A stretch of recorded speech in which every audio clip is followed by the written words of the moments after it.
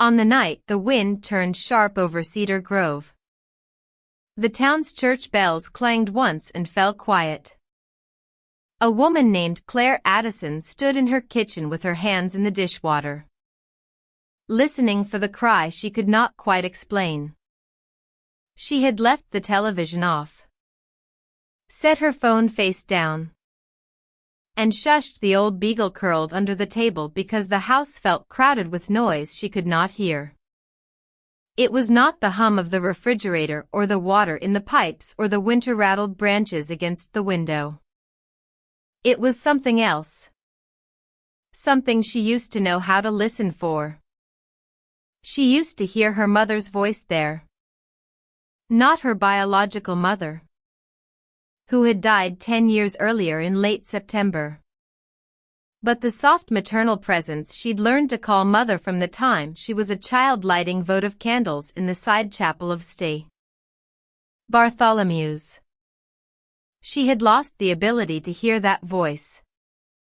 Or maybe she had buried it under laundry and deadlines and the small bitter habits that settled over her days like dust. Either way, in the quiet kitchen with her hands in the sink, Claire wondered why heaven felt so far away. The text thread from earlier that afternoon flickered across her thoughts. Her boss in the admissions office at the community college had criticized her for missing a deadline by 90 minutes. Her son, Marcus, had been suspended from the middle school bus for arguing with a driver who misunderstood him. Her husband, Daniel, had ignored her message about picking up milk and sent a question mark instead.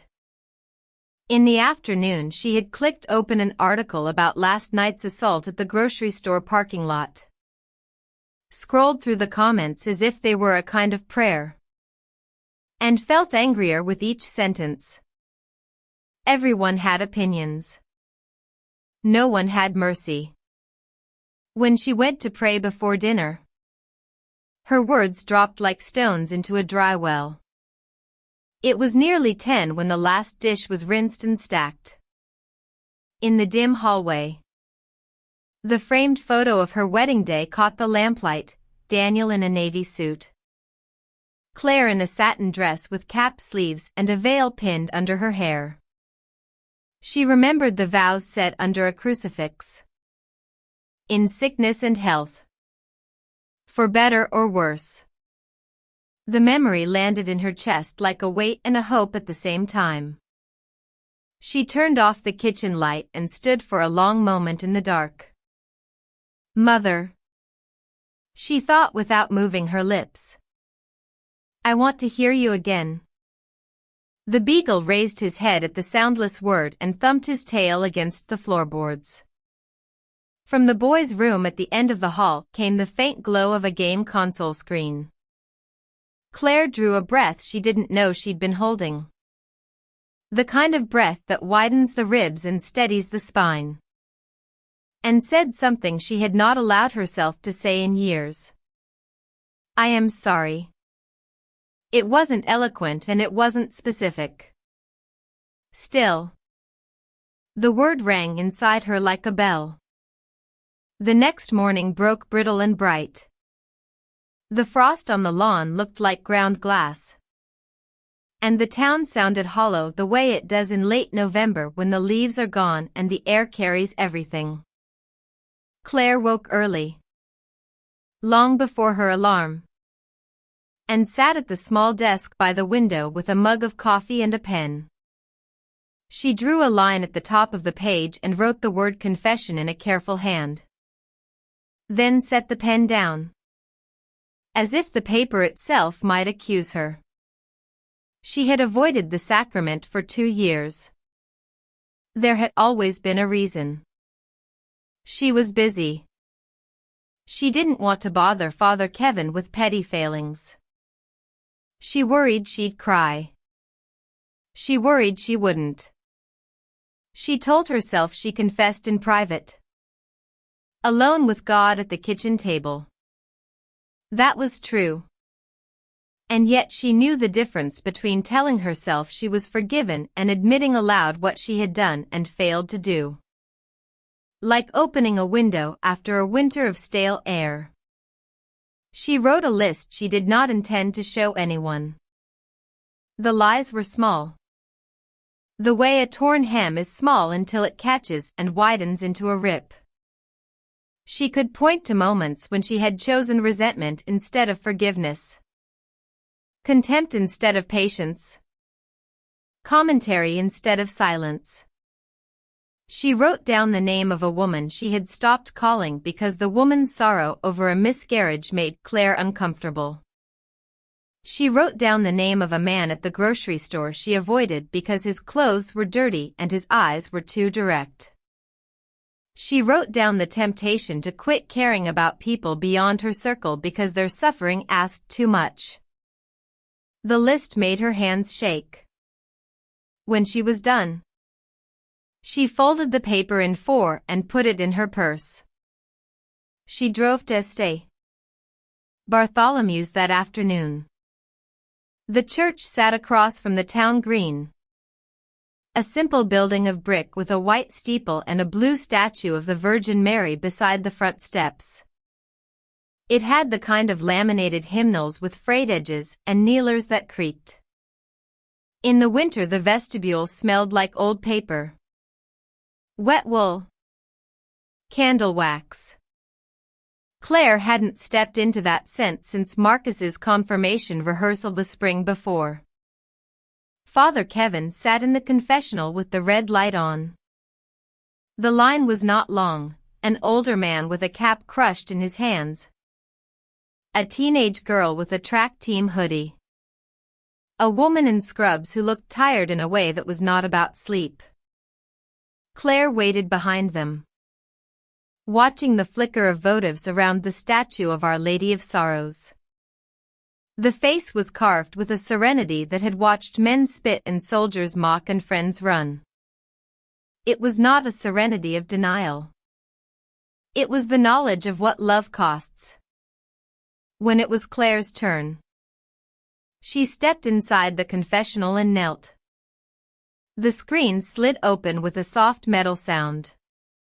Her voice came rough at first, and then clear. She did cry, but not the way she feared. The tears were not a spectacle. They were ordinary. Like rain that begins almost unnoticed and soaks the ground. Father Kevin did not offer grand advice. He listened. And then he said what she had not given herself permission to believe. You are forgiven. It was old language. Familiar from second grade. And yet the words entered her like breath after drowning. The absolution prayer rolled over her in a cadence she had forgotten her heart knew. When she stepped back into the aisle, she felt the pews would under her palm as if it were the railing of a bridge crossed after a long time on the wrong shore. The sanctuary light glowed red. The statue outside the confessional looked like a mother opening a door during a thunderstorm and saying, "Come home." That night Claire slept without dreams. The noise returned in the morning. The way the world makes a case for itself with alarms and news alerts and headlines that say the worst is coming. She made lunches, fed the dog, signed a permission slip for the 6th grade field trip that Marcus crumpled into his backpack on the way out the door. She answered emails with efficient sentences. By noon she had watched 2 videos of people yelling in public. She had read the comments under an article about budget cuts at the shelter 2 towns over. The one where her friend Natalie volunteered. She felt herself tense for combat with people she would never meet. At 3 in the afternoon, she turned off her phone. The silence arrived like a creature that had been waiting outside in the cold and was suddenly let in. It was not absence. It was presence. She carried a chair to the window, sat with her feet on the rung, and looked at nothing. The dog came and sighed against her ankle. She had planned to recite a decade of the rosary. Instead, she did not speak. The sky moved from blue to a color that was not quite gold, and her body told the truth she had ignored. The truth was not a sentence. It was a kind of pulse.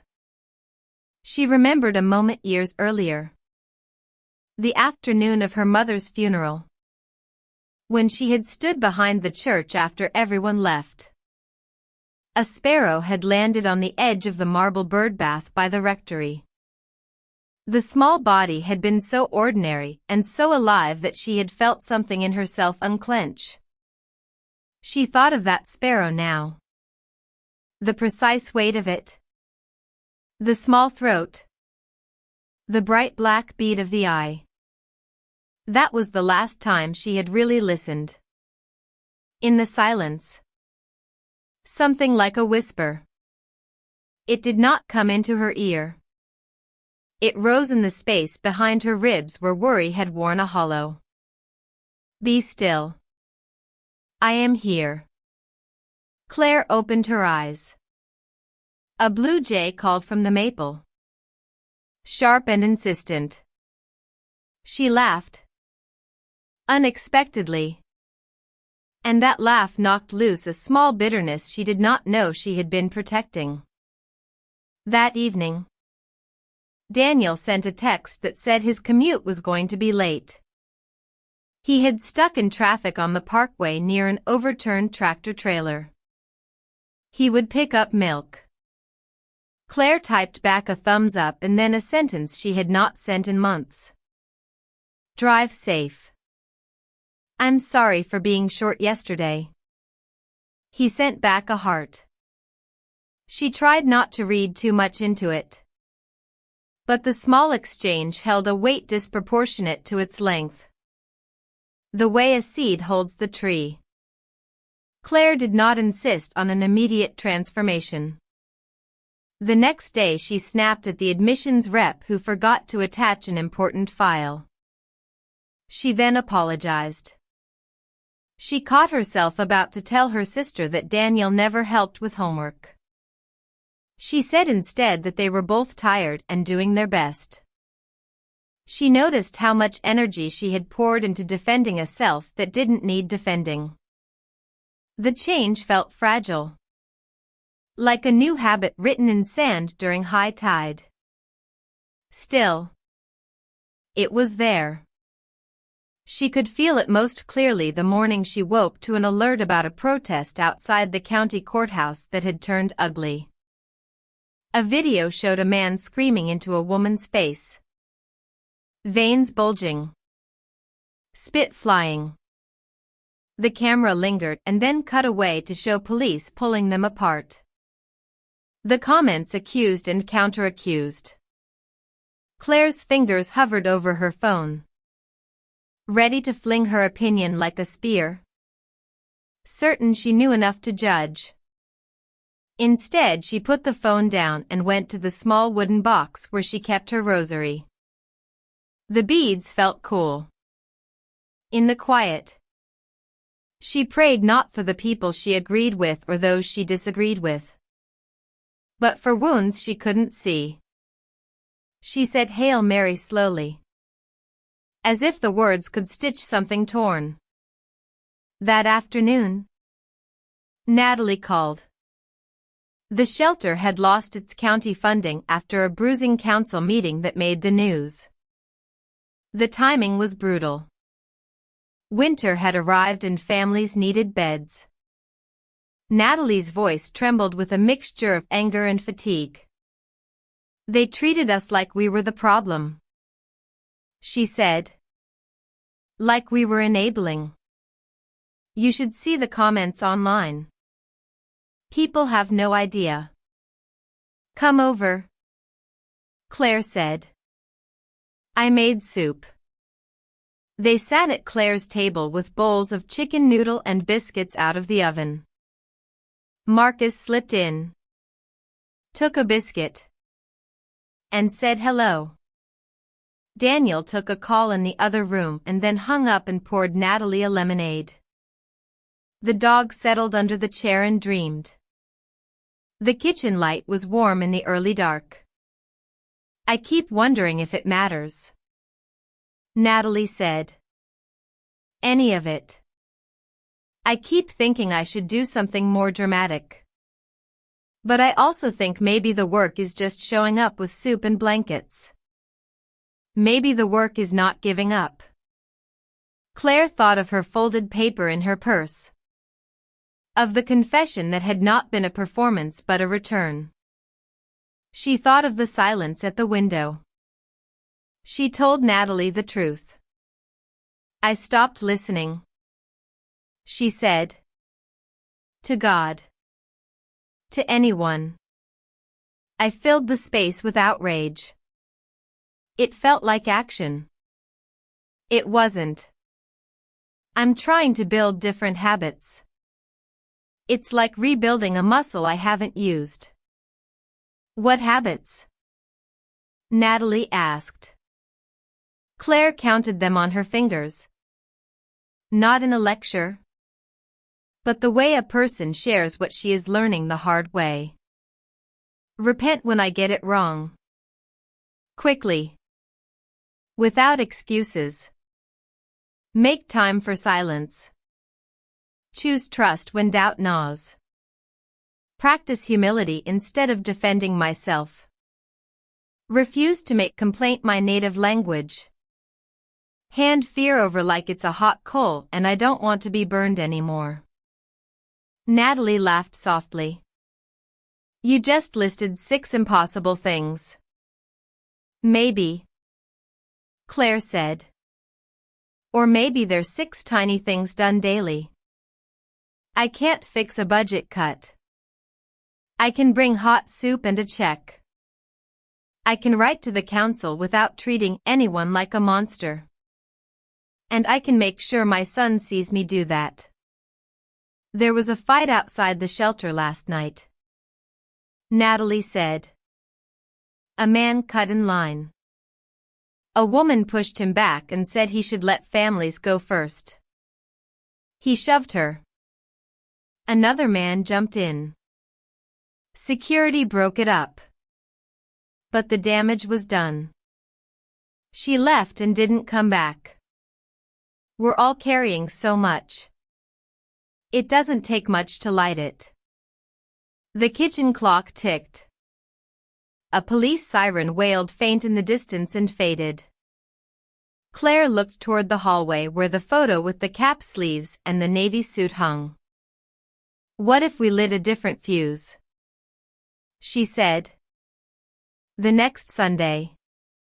Claire stood in the narthex of Stay. Bartholomew's beside a table with a sign that said Winter Drive.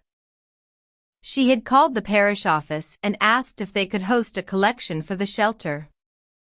Father Kevin announced it at the end of Mass and stood a few minutes afterward by the table, smiling at the awkwardness of people who wanted to help and needed permission to begin. He wore a scarf with the Steelers logo because this was Pennsylvania and because priests were human. And the kids loved it. The collection grew.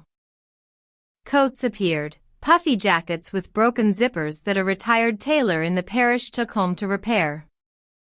Winter boots that a man named Rich cleaned and polished. Scarves knitted by ladies who met on Tuesday evenings in the basement with Tupperware full of cookies. The middle schoolers stacked canned goods into pyramids. College students home for break carried boxes to Natalie's car. It was small. It was local. It was ordinary. It did not fix the county budget. People at the council meeting still shouted. But that Sunday, a woman Claire had never met walked in the side door and stood by the statue of Mary for a long time. Then she came to the table and took a coat and cried. The woman's name was Tamara. She had a 9-year-old daughter named Eve and a son named Theo. She had not been inside a church since she was 14, and her uncle made a joke about her staring at the saints like she expected them to talk back. She had walked through snow to the parish hall because she was cold, and because a neighbor said there were free coats, and because the flyer taped to the laundromat door said all are welcome. Her face tightened when she was offered a prayer. She accepted the coat.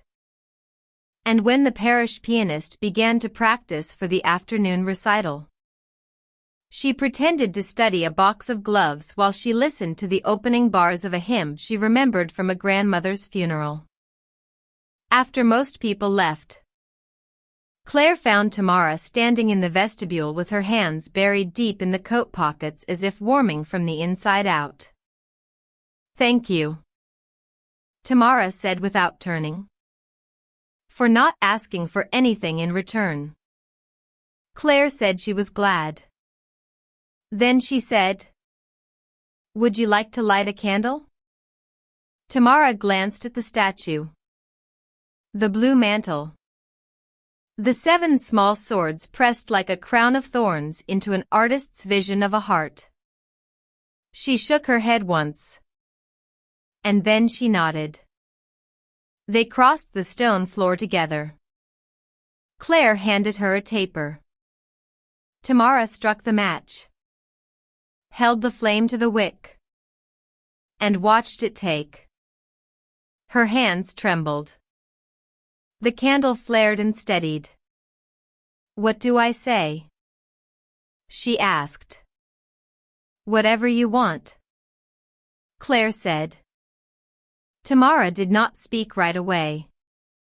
When she did, the words sounded like they came from a place where breath had long been scarce. "Help."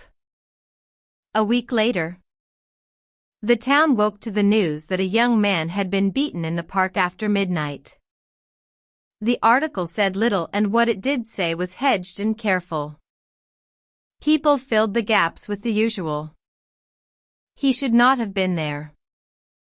They should not have approached him. He should have fought back. They should have called someone. The comments bloomed like algae after a summer rain. Choking. Bright. Useless. Claire felt the familiar indignation rise in her throat. She wanted to write a paragraph that would settle the argument by sheer force of accuracy. She shut her laptop and drove to the park instead. It was mid-morning and the benches were dusted with snow. A crown of crows moved from oak to elm like black commas rearranging a sentence. She walked the path where the incident had happened. A woman in a blue parka with a stroller approached from the opposite direction. A man in a reflective vest salted the steps. A teenager with a skateboard under his arm shuffled through slush. The park was the same as always and not the same at all. Because someone had been hurt in the dark and the ground remembered.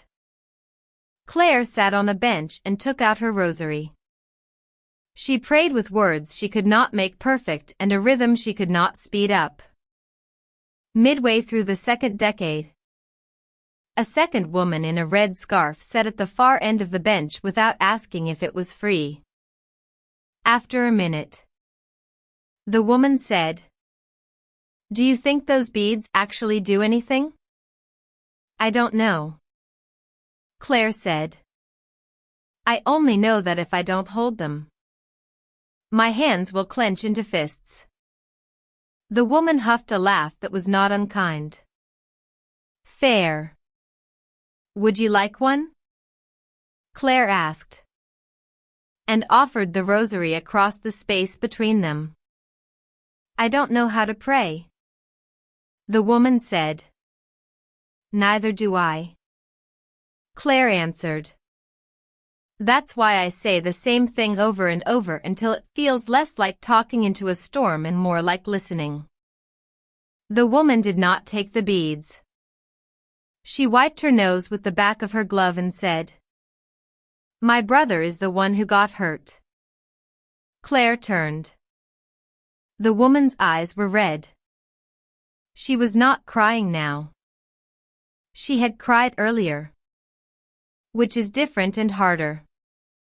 "Sit with me," Claire said. And they did. In a silence that was not passive. It was a kind of protest against the noise. The man who had been beaten was named Anthony. He woke in the hospital the next day with his mother on one side of the bed and his sister on the other. The police released a photo of two suspects. The comments generated stories. Some comments sounded like prayers. Others sounded like curses. The town was not unique. Every town is a repeating story with different names. That Sunday, St. Bartholomew's filled with people who did not often attend. Father Kevin preached on the Annunciation. He said that Mary was not given a plan. Only a word. And a promise that God with us meant exactly that. He did not mention the fight in the park by name. He did not have to.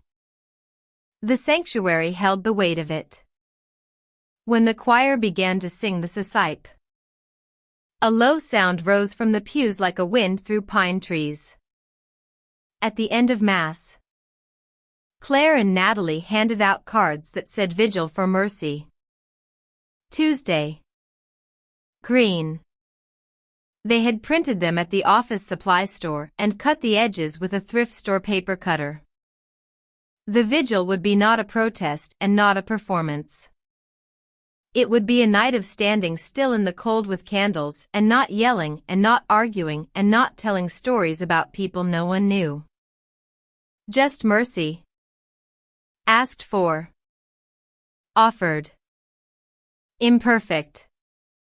Stubborn. On Tuesday night, Claire wore the boots she only wore when the streets iced. She tucked hand warmers in her pockets and carried a paper bag of candles. Daniel stood beside her with his hat pulled low. Marcus slid his gloved hand into hers and did not pull away. They stood in the dark with people they knew and people they did not and people they had intended to avoid. Tamara stood near the fountain with her children beside her. Natalie stood with a line of volunteers. The shelter clients stood at the back because crowds can feel dangerous when you have known too many of them. The police chief stood to the side, not making a speech. The mayor stood near him and did not check her phone. The wind moved across the green, bringing with it the smell of someone's wood stove and the faint sweetness of the bakery on Maple Street that kept baking into the night. Father Kevin stepped forward and said they would begin with a reading from the Magnificat. He handed the Bible to Tamara. Her voice shook. Then it steadied. The words were older than any of them and new enough to crack the shell of something that had hardened in the town over years of busyness and fear. He has brought down the mighty from their thrones and exalted the lowly. He has filled the hungry with good things. It was not a promise to make one group win and another lose. It was a promise that no one is invisible to God. People lit candles from one another's wicks. The green shone with small light. Someone began a hymn and others joined until the words rose into a sky that did not answer and did not need to. The answer was the sound itself. After a long time, Claire felt a presence that was not the crowd and not the wind and not the heat of the candle against her knuckles. It felt like the softest pressure on her shoulder, the way her mother used to touch her to say she was there without interrupting the conversation. From somewhere below speech, a line formed in her mind the way a stream finds a path. Be still. I am here. She did not ask for proof. She did not deserve it and she did not deserve it. Love is not a transaction. It is a decision that God makes and keeps. She closed her eyes for a moment in the dark. When she opened them, the green was a field of little stars. Not everyone was content. The next morning a columnist in a regional paper mocked the vigil as sentimental. The online comments were uncharitable. Some parishioners thought the candles were too political. Others thought the prayers were not political enough. A man Claire barely knew told her that silence was not action. And she agreed. And said that sometimes silence is the place action becomes possible because it is the only place we remember other people are not our enemies. He said that sounded soft. She said maybe softness is not the opposite of strength. Maybe it is the condition for it. Winter pressed harder. The shelter shared that 2 residents were sick with pneumonia. Father Kevin asked for meals in disposable containers. Claire made lasagna and left it at the door. Marcus elbowed her to tell her his social studies teacher had asked the class to write about reducing violence in schools without using slogans. He wrote about a younger kid on the bus who got pushed around. He wrote about stepping in without throwing a punch. He wrote that he had been suspended for arguing with a driver once and how he had apologized. He wrote his own name at the top of the paper with the kind of plain pride that meant he was not hiding. On the night of the first snowfall of December, Claire woke to the hush that falls over a town when the world decides to quilt itself. She padded to the kitchen, set water to boil for tea, and stood at the window while the flakes turned the streetlight into a halo. She did not have to work early. She did not have to perform anything. She had learned to leave her phone in the bedroom and to sit without the compulsion to fill the silence. She tried a practice she had learned from a spiritual director years earlier and forgotten. She placed a hand on her chest and said, slowly, I am here. She placed her other hand on the counter and said, slowly, you are here. She did not say more. The quiet widened. Not as emptiness, but as space enough to breathe. Her life did not become a miracle of ease. She still missed a deadline on Wednesday and had to apologize. She still snapped at Daniel when he left shoes in the doorway and tripped her. The county still voted against restoring funds. The shelter still scrambled. The town still divided itself by ways of reading the world that seemed absolute and were not.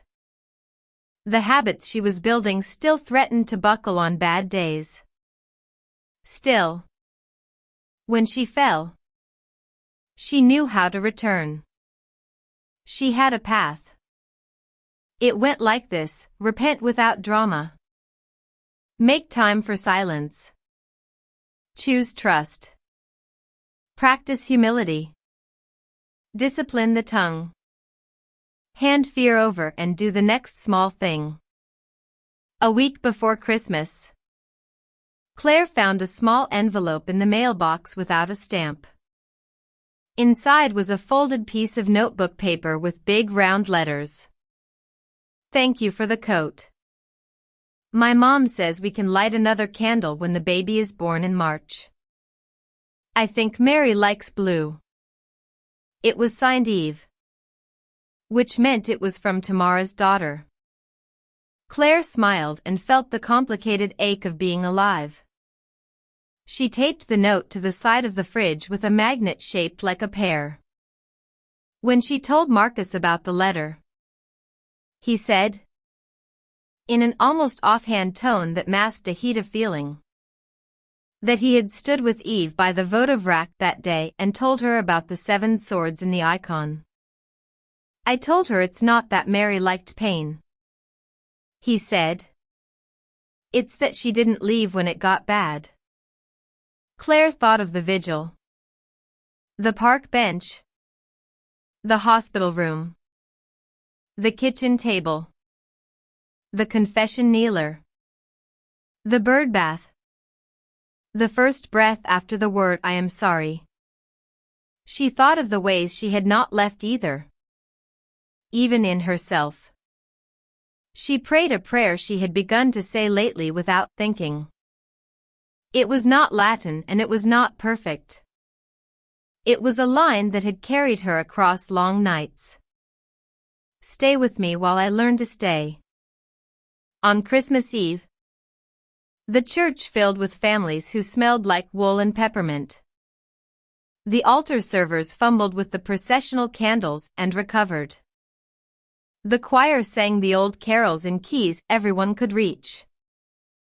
Father Kevin lifted the gospel book and read the story about a young mother and a reluctant census and a stable that became a throne because God decided to be small first. Toward the end of Mass, the sanctuary lights dimmed and people lit tapers from one another's hands until the church was a pool of soft light. Claire stood shoulder to shoulder with her husband and her son and Tamara and Eve and the girl's brother and 100 other names God knew precisely. She breathed in the beeswax and the human smell of wool and nervousness and deodorant and unwashed hair and infant shampoo and everything else regular people bring to sacred places. When the final notes of Silent Night faded, the sanctuary became very quiet. In that silence, so brief you could miss it if you were impatient, Claire heard a sentence without sound. Be still. I am here. This time, the words were not a rescue. They were a recognition. She had come back to the place where she could hear. It was not a new place. It was the quiet between heartbeats. After Mass, on the steps where the statue of Mary caught the snow on her mantle, a teenage boy tripped and a bag of canned green beans burst across the ice. People stooped and gathered the cans with mittened hands. Someone made a joke and someone else said be careful, and in a matter of seconds the bag was full again and the boy said thanks and ran toward the parking lot. And it was nothing. Absolutely nothing. And also everything anyone could reasonably ask of a community.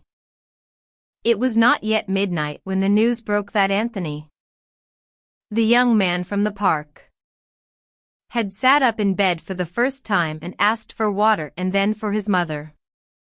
The nurse called the family, and the sister from the park bench posted 3 words online. He is awake. The comments in response contained prayers and emojis and a few predictable fights that Claire did not read. She closed the app and folded blankets and dialed Natalie to ask if the shelter needed anything in the morning and then let her family pull her into the living room where the tree lit the walls and the dog snored and the TV murmured with a black and white movie about angels no one finished because they all fell asleep. In the months that followed, people forgot about the vigil and remembered it again. The way towns remember in waves. The county toughened its budget, then softened it, then toughened it again. The shelter found a grant. Tamara delivered a healthy boy in March and named him Isaac. Eve lit a candle in the side chapel and said to her mother without irony that Mary liked blue because blue looked like hope. Marcus grew another inch. He learned to walk away from fights and into conversations. He still stumbled. And now he knew how to stand back up. Daniel forgot the milk 3 more times and picked it up 10. Claire put the confession schedule on the fridge and found herself in the kneeler every few weeks. Not because she was especially good or especially bad, but because forgiveness had become a rhythm she wanted to keep. She held her tongue more and still failed and began again. She prayed daily in silence for whole minutes and sometimes fell asleep doing it and didn't call that failure anymore. She did not wait for the world to become kind in order to live kindly inside it. She practiced a way of being that made room for grief without making a home for bitterness. She built a life that could be interrupted by the needs of someone at the door without resentment. She handed fear to the one who could hold it and took the next small step. She found that the mother she had named as a little girl in a side chapel had not been absent. She had been patient. On the first warm evening of April, the town's farmers' market reopened on the green. People filled brown paper bags with asparagus and early lettuce and cheap bouquets of tulips that had appeared as if someone had painted the ground. A guitarist played 3 chords from a folding chair and sang a song everyone knew. The mayor bought a loaf of bread from a man who had argued with her last month, and they both smiled. The shelter set up a table with a sign that said thank you in sheet protector font. A boy in a baseball cap waved to his friend from the bus. The woman in scrubs laughed at something her companion said and wiped her eyes with the back of her hand. The air smelled like dirt waking up. Claire and Tamara and Natalie stood in a loose circle and watched their town move as if it had remembered its own body. The crows wrote black commas across the sky. The statue of Mary near the church steps watched without blinking. Somewhere, someone's phone buzzed with news about something terrible somewhere else. And people would argue. And some would do harm because they had been harmed. And others would patch what they could. The world would keep being the world. And because they must live in it, they would keep doing the 6 small things that turned out to be the only large things available to ordinary people. Do you hear it now? Natalie asked. Yes, Claire said. Not every minute. Enough. What does it sound like? Tamara asked. Claire looked toward the statue and then back at the market. The toddlers with juice boxes. The teen rolling his board slowly to protect his wrist. The old couple with 2 tomatoes and a single lemon in a bag. The high school choir busking under the elm. She felt the words arrive the way a tide arrives. Not as a surprise but as a fulfillment. It sounds like a mother who never left. She said. It sounds like mercy. They stood there long after the guitarist packed up and the vendors loaded their crates and the children were coaxed home. The green dimmed to a color like dusk held open. The street lights clicked. And when the town settled back into its wintered bones now thawing, Claire said a single sentence that held the 6 habits in one and laid them down like a blanket over everything. Stay with us while we learn to stay. She did not mean it as a slogan. She meant it as a way to live that would not waste suffering by turning it into rage. She meant it as a hedge against the impulse to leave each other over disagreements. She meant it as a promise to resist crueler options with stubborn gentleness. She meant it as a prayer. In the quiet after, she listened. And in that listening, she heard a voice she knew. The voice did not flatter or scold. It sounded like a hand on a shoulder. Like a breath. Like a room that opens when you had expected a door to close. Like a mother who stands guard at night and wakes the household for the dawn. Be still. I am here. She closed her eyes and held that sentence. Not as a possession, but as a gift. When she opened them, the town was as it had been, flawed. Beloved. Loud. Quiet. Unjust and striving and not finished yet. She took Daniel's hand. And then she took Tamara's. And then she took Natalie's. And they walked together toward their homes. They were not done. They were beginning. / heart. Surprised face. H.